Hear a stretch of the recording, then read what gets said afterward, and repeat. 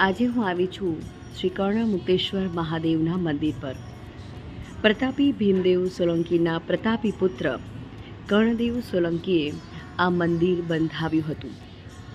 કર્ણાવતી નગરના નગર દેવતા તરીકે શ્રી કર્ણમુક્તેશ્વર મહાદેવ મંદિરની સ્થાપના કરવામાં આવી હતી અને બાજુમાં જ કર્ણસાગર તળાવ પણ બંધાવ્યું હતું અને જે આજે કાંકરિયા તળાવ તરીકે પ્રસિદ્ધ છે. આ મંદિર ઐતિહાસિક મંદિર કહેવામાં આવે છે.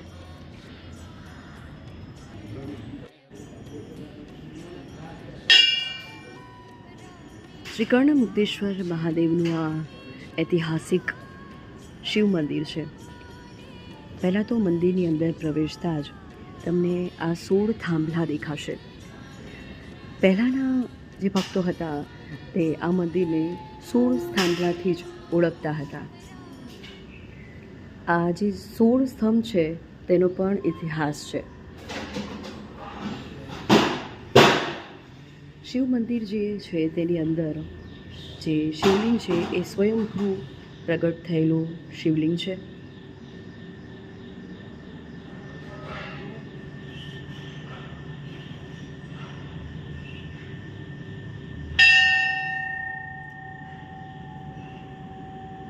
મોઢેરાનું સૂર્ય મંદિર અને કર્ણમુક્તેશ્વર મહાદેવનું મંદિર સાથે જ બંધાવવામાં આવ્યું હતું.